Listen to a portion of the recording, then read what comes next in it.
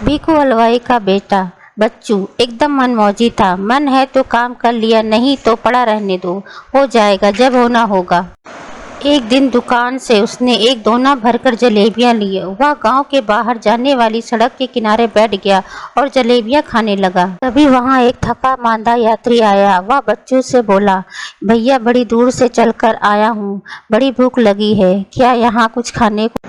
बच्चू ने उसे एक जलेबी दी और कहा, ये लो भैया, जलेबी खाओ। यदि तुम्हें ज़्यादा चाहिए तो भीखू हलवाई की दुकान पर चले जाओ, सब कुछ खाने को मिलेगा।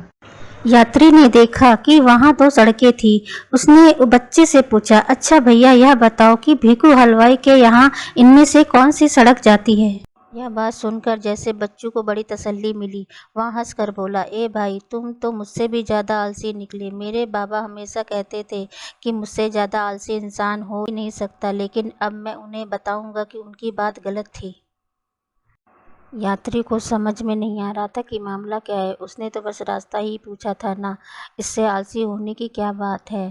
खैर, उसने फिर से पूछा, यह छोड़ो और बताओ कि भीखू हलवाई की दुकान तक कौन सी सड़क जाती है?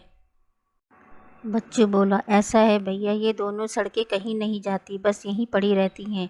अगर कुछ खाना हो तो हाथ पैर हिलाओ और खुद चलकर इस दाएं हाथ वाली सड़क पर चले जाओ, सीधी दुकान पर पहुंच जाओगे। और कहीं सड़क के भरोसे से रुक गए तो भैया यहीं खड़े रह जाओगे, क्योंकि ये सड़कें तो महा आलसी हैं, बरसों से यहीं पड़ी हुई हैं। यह सुनना था कि यात्री का हंसी के मारे बुरा हाल हो गया। हंसते हंसते वह दाएं हाथ वाली सड़क पर चल दिया।